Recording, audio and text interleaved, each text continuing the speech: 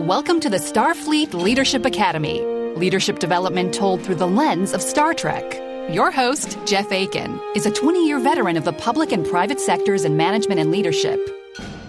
He specializes in helping people unlock their true potential and is a huge Star Trek fan. And now, here's your host, Jeff Akin.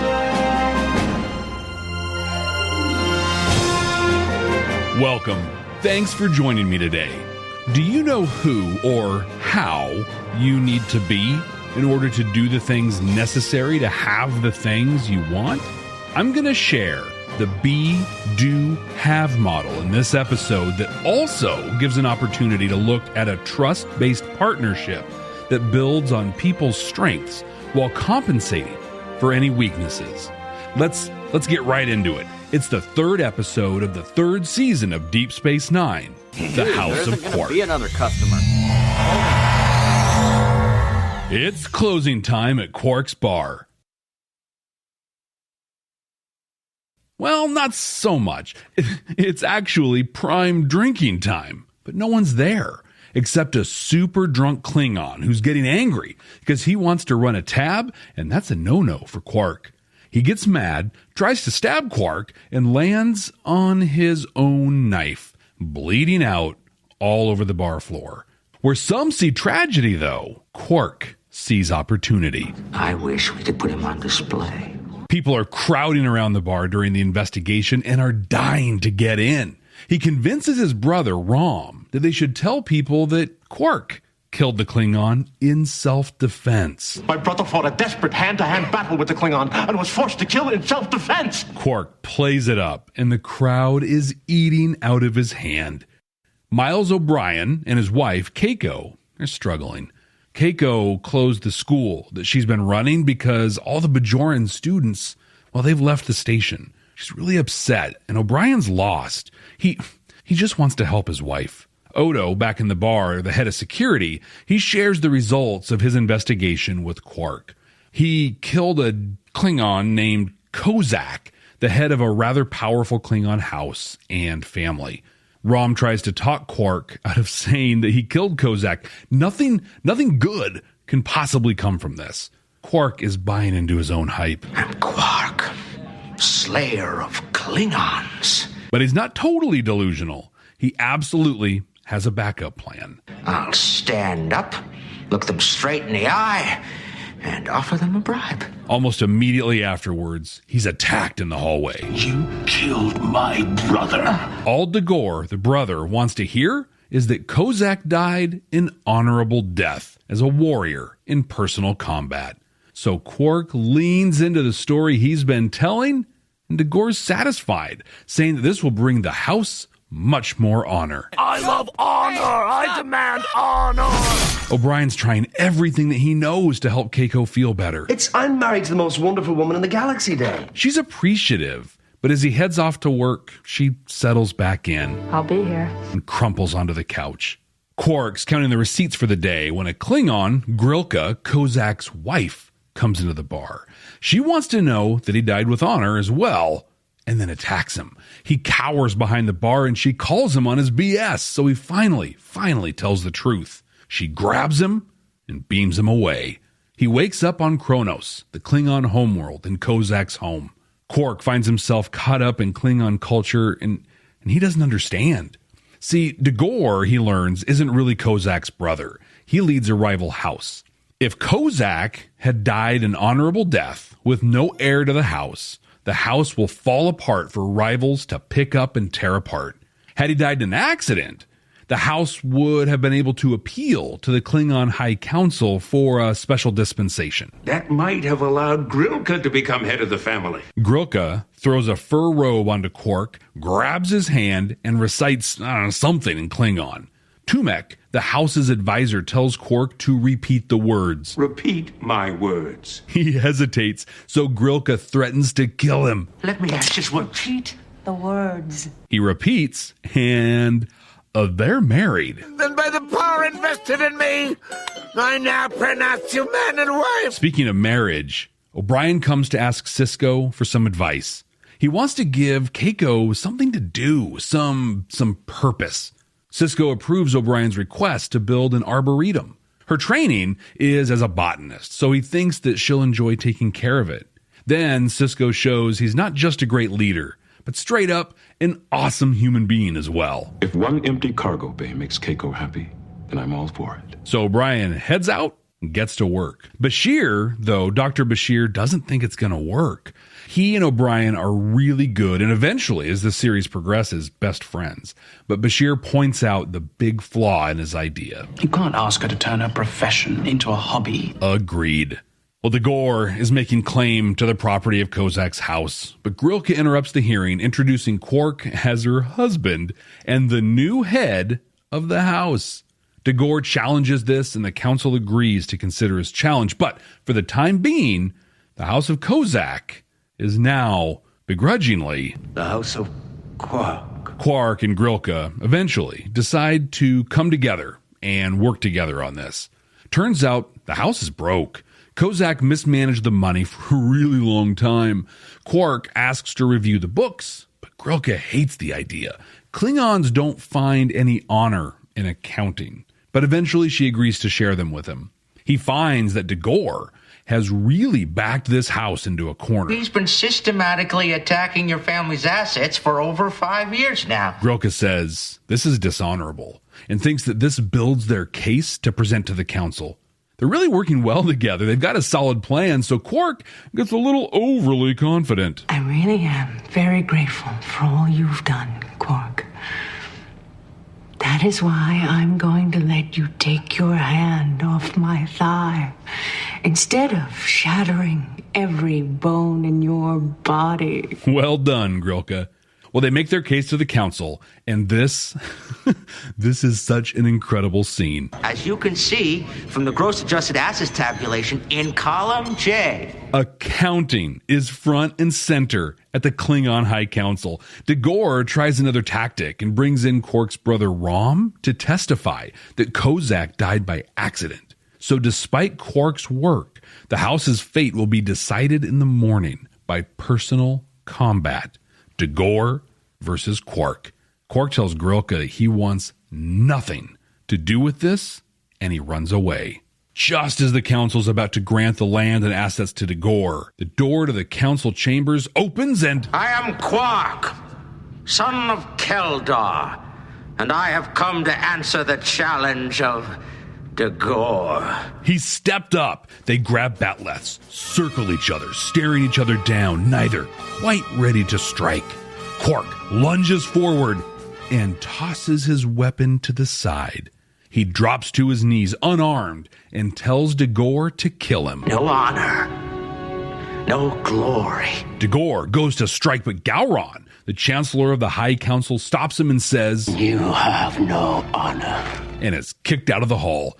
The council turns their backs on him, and he is forcibly removed. They award the house to Grilka. All is good.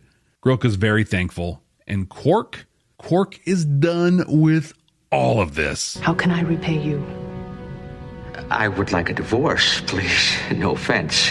She's more than happy to grant his wish, so he and Rom head back to DS9. O'Brien has been thinking about how he can best support Keiko. He's made a tough decision. There's an agrobiology expedition leaving for the Janitsa Mountains of Bajor in 2 weeks. They need a chief botanist, and he wants her to apply. It'll be a 6-month job. She'll be gone for 6 months. She can take their daughter, Molly, along with her. They talk it through. It's really hard for both of them, but Miles just wants her to be happy. The episode ends with Rom consoling Quark. Quark is having a hard time. Business is down again at the bar. Respect is good, but Latinum's better. But Rom doesn't give up. He understands there's more to life than just money. He asks Quark to tell the story again, but he doesn't see the profit in it. But it's not about that at all. Tell me. I want to hear it again. This is such a fun episode that absolutely works. And why? Why does it work? Well, We got 2 words for ya! Armin Shimmerman. He was all over this thing and was awesome. It was a lot of fun to see him surrounded by Klingons, basically Basically reading from a spreadsheet. A great example of how Star Trek can kind of poke fun of itself and come through with a great episode. Come to Quark's is fun. Come right now. Don't walk. Run! Hey, Brent, have you ever seen Babylon 5 before? Babylon 5? Mean that show from the 90s? Yep. No. You want to watch it for the first time? Let's do it. Babylon 5 for the first time. Not a Star Trek podcast. We are two veteran Star Trek podcasters watching Babylon 5 for the first time. We're searching for Star Trek-like messages in the series and deciding if we should have watched it sooner. You can find us on Good Pods, YouTube, and anywhere you get your podcasts. Babylon 5 for the first time, not a Star Trek podcast. I do carry a select line of unique artifacts and gemstones indigenous to this region. We've been so conditioned for so long that the Klingons are serious business. So rigid, obsessed with honor and glory. I mean, when you and I watched TNG Rightful Heir, they were about to plunge into a civil war over just that. It's cool and it's kind of refreshing that they can have some fun with that concept. I mean, they literally steal a scene from the Next Generation episode Sins of the Father, which we haven't watched yet on the podcast, but this is where Worf receives his discommendation from the Klingon High Council. But this time, it had a dramatically different feel to it. This episode worked, like I said, because of Armin Shimmerman. People tend to know him from one of two roles. This one, right? Quark, of course, and Principal Snyder from the early seasons of Buffy the Vampire Slayer. But he has been in so many things. He was a regular on Boston Legal. He was in a bunch of episodes of that Beauty and the Beast show with Linda Hamilton. Sarah Connor. And he was the Solarian counselor in Mass Effect. For an even deeper BioWare cut, he voiced Emperor Sun Hai and a few others in the near masterpiece, Jade Empire. 20 years, Lee. I have waited long enough. I share all of this because it's easy to write him and all the Ferengi off as comic relief. But he's an incredible actor. He swings from the lows of a failing business to the highs of being a hero. He tells captivating stories that even pull the viewer in. Absolutely excellent. And this episode would have been a shadow of what it is if not for him. I didn't really care for the O'Brien marital issues storyline. I mean, I get that the character Keiko couldn't teach anymore, and we'll talk about that why in a future episode, or a couple episodes actually, of the podcast. But the rest of this was meant to give Rosalind Chow, the actor, more time away from the show. Plus, the writers wanted Miles and Bashir to develop their bromance more, and that was kind of weird to do with the relationship dynamics of having the wife around. Still, I really think that they could have done this in a way that didn't leave Miles looking like a moron. The low point of this, outside of what I'll talk about in the command codes, was when he met with Sisko. Let me ask you this. If you have the option of talking to a widower that had one amazing marriage, or a person that had been married and divorced and widowed and everything in between, like nearly 8 times from both the husband and the wife roles, who are you going to listen to? Wife problems, Chief. Dax has literally done it all. Now, Sisko is super supportive and awesome, but he doesn't provide any insights at all. And in fact, Bashir provides more valuable to Miles than Sisko does. Do you think Dax would have let him run with that Arboretum idea? No way. No. Mm-mm. Mm-mm. No. Hell no. No. I refuse. No. No, she would have challenged him, shared points of view he couldn't imagine, and gotten him a lot closer to a happy ending. Last thing on that story. When he declares it's "You're an Awesome Wife Day," he says, I marked it in your calendar. Oh, it's so romantic, Miles. Well done. So my partner and I, we have a shared calendar, and I use it without fail. I think that she's looked at it, I don't know, maybe twice, ever. Like, I get you, O'Brien, I really do. But you should know by now that that's not probably gonna fly. Luckily, That whole story takes up, 8 minutes of the whole episode. The rest of the show is a masterclass from Armin Shimmerman in a really fun Ferengi and Klingon story. Command codes verified. Be, do, have. This is a wildly powerful model that, depending on how you apply it, will literally make or break you. The O'Brien storyline gives us a great opportunity to look at this concept. I'm also going to talk about how to build a partnership rooted in trust that complements each other's strengths and compensates for weaknesses based on Quark and Grilka's productive and unique partnership. The Starfleet Leadership Academy is supported by listeners just like you. Click the link in the show notes to support the ongoing production of this podcast. Grilka and Quark each have a problem. And Quark's got a lot bigger once Grilka came on the scene. For her, everything is on the line. Her house, her family, her finances, her honor, everything. For Quark, well, if they can't figure out a creative way to solve her problem, well, he's going to die. And probably in a very painful way. They come at this problem the way a lot of managers come at a problem. One person dictating what's going to happen. And in this case, that one person doesn't have the knowledge or the skills to even know what they should be doing. Now that I think about it, that's probably still really consistent with the way a lot of managers come at issues, right? Yeah, you apparently didn't put one of the new cover sheets on your TPS reports. She's loud, violent, and is super clear on what she wants. She just has no idea how to get there. It takes Quark stepping forward to not only offer his skill set, but to lay down the foundation for trust too. Back in the episode on Discovery, Magic to Make the Sanest Man Go Mad, I talked about a way to shortcut trust. Quark follows that here. Basically, he shares his stake in this whole thing to show he's vulnerable, both psychologically and definitely physically in this case, and that he's totally vested in the outcome. This helps get to a place where they can listen to and hear each other.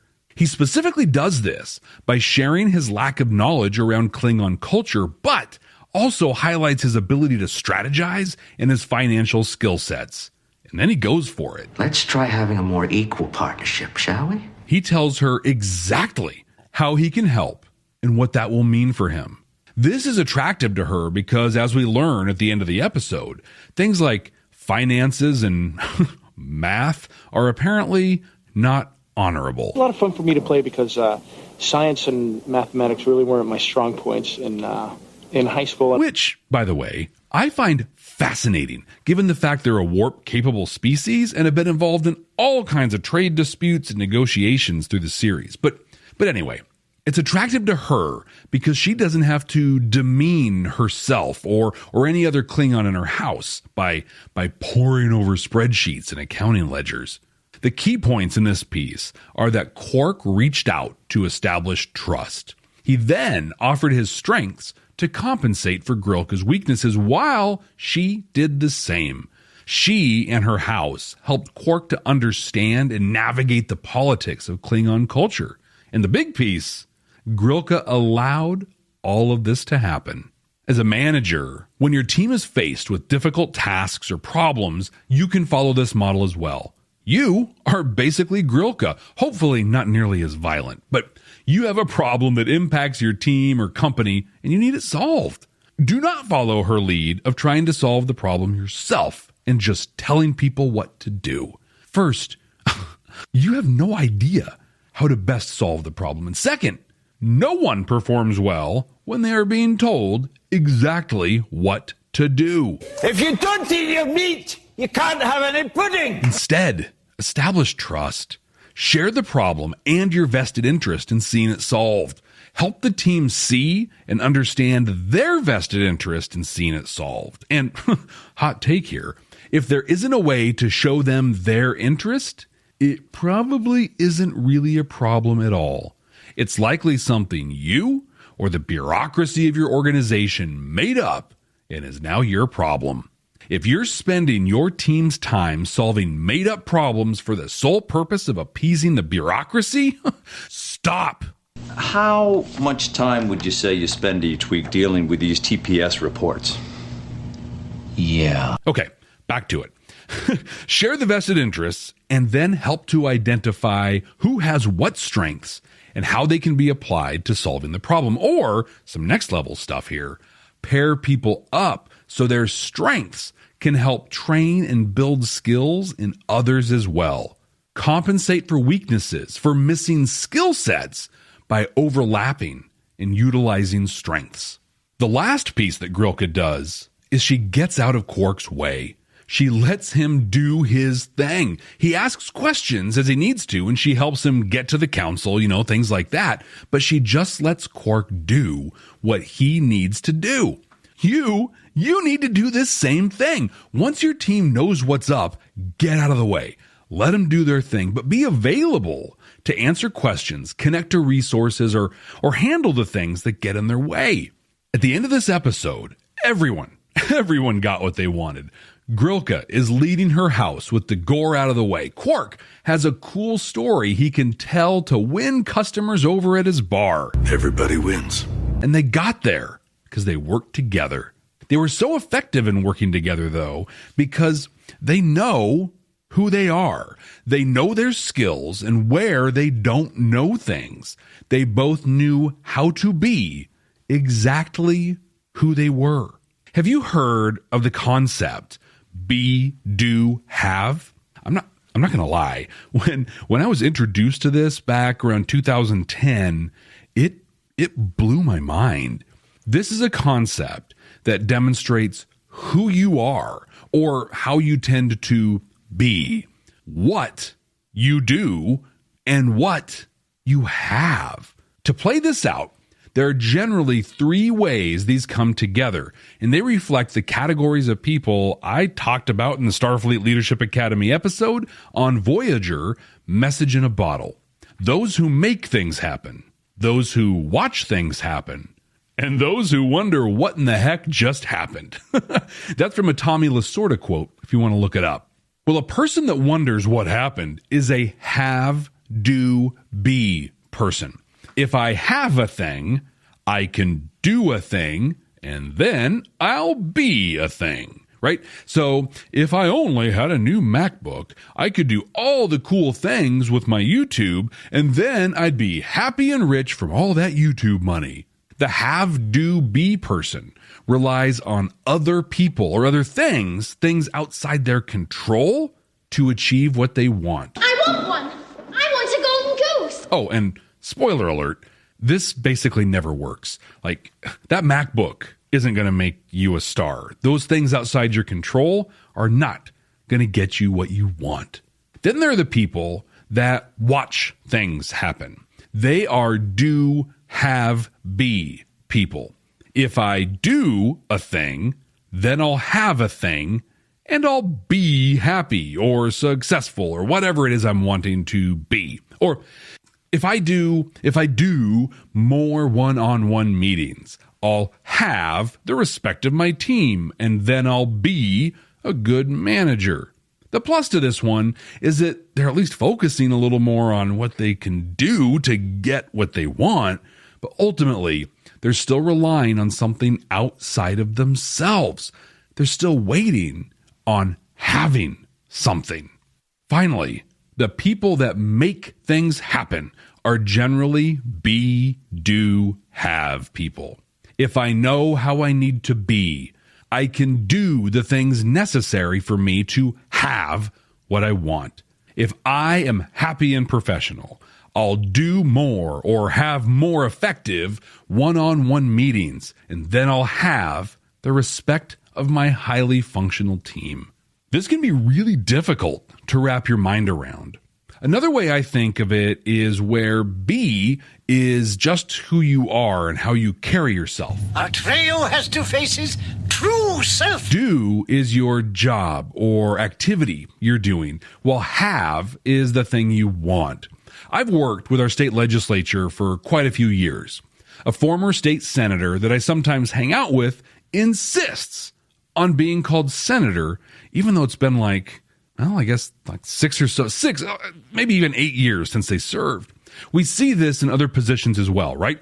Bill Clinton is still called Mr. President, and Harry Stone from Night Court would still be called Your Honor. But why? I mean, when they're in the position, sure, but that title is what they do. It's not who they are or how they be. One of my huge gripes with this episode of Star Trek is how they handled Keiko. Now, honestly, that could be a statement about her, period, right? Her and all of Star Trek. But we're just going to look at this instance here. She's a civilian that was assigned to the Enterprise D as a botanist. She and Miles met, got married, and started a family. When Miles was assigned to Deep Space Nine, she started a school and became a teacher. She's also a musician, a calligrapher, and a loving mother. But apparently... And Keiko's a botanist. Wow, that sure boils her down now, doesn't it?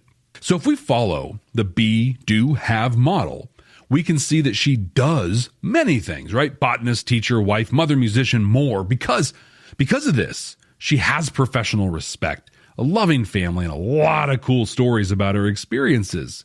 But who is she? Well, with the best of intentions, Miles misses the mark by light years. You're a botanist. That's what you trained to do. That's what you love. Be a botanist, Keiko. Dude, this would be so defeating to me, right? Imagine, okay, this is Star Trek. So imagine she's 127 years old, totally lucid, but lying on her deathbed. Miles, Molly, Yoshi, and her grandchildren are surrounding her in her last moments. And then she peacefully passes away. It's heartbreaking, but a beautiful scene. Her son, Yoshi, wipes a tear from his eye and says, "Goodbye, Mom. I'll love you forever. You were such an amazing botanist." Like, what? Seriously? No, people would say things like, she was so loving, or she helped so many people, or the galaxy will be less welcoming because she's no longer in it. These are the things that you are. You're more than your job. I want to say this very explicitly. You are more than your job. I mean, imagine being an awesome project manager, retiring, and then at, 68, visiting friends and having them call you a PM. It's ludicrous, but it happens all the time. People assign their self-worth and their identity to what they do, most often to their job. And that's just not okay. Like, I did not become a manager because I wanted or planned to. I became a manager. This might sound familiar to some of you, but I became a manager because when I was first offered a position, it paid 50 cents an hour more than what I was doing. Like, that's it. Now, turns out it's kind of my jam. But what if it wasn't? What if, I don't know, like this would never happen to me, but let's just pretend. What if I went to law school and became an attorney, but I hated it? I couldn't leave it because I needed to pay off those student loans, but now I'm associated with this job that I don't even want. It's heartbreaking, really. If you understand who you really, truly are, who you be, right? Then your self-worth and your identity will be wrapped up in you and not some external something. Honestly, how cool would that be for you? So I want to figure out who you are.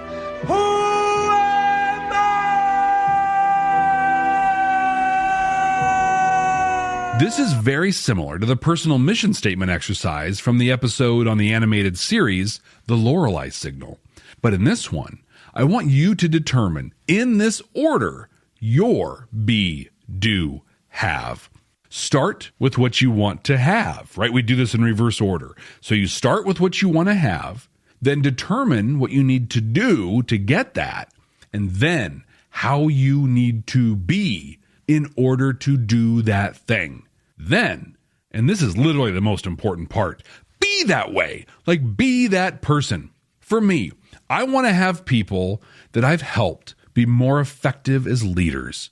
To have that, I need to connect with people one-on-one and help guide them on their journey. If that's going to happen, I need to be knowledgeable and helpful. Now, that means that right away, I need to be a person that is helpful and that people want to have helped them. Once I am that, when I'm being that, then I'll be able to connect with people and help them on their leadership journeys. After doing that for a while, I'll have a group of people that I've helped make more effective as leaders. A fun next step is to ask yourself why you want that thing. Like, why would I want to have a group of people that are more effective leaders, huh? Well, because I want Star Trek.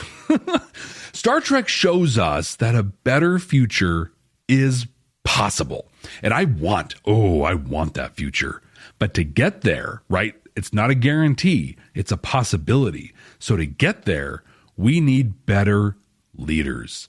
Much better leaders. Well, I want to be a part of creating that future. If you feel like you have what it takes to be a leader that can help us get to the idealized world of Star Trek, reach out to me. We'll schedule a call to see if I can help you on your leadership journey. You can contact me through the website, starfleetleadership.academy, which is linked in the show notes, or through social media.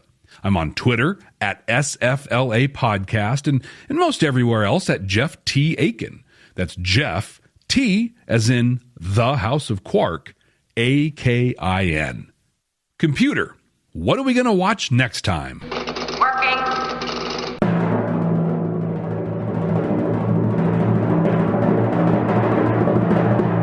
The 10th episode of the 3rd season of Voyager, Warlord.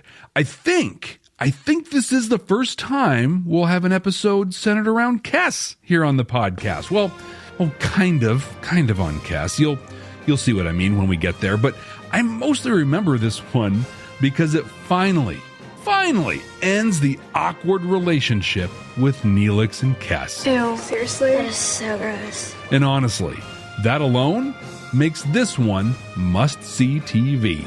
But until then, ex Astra Scientia.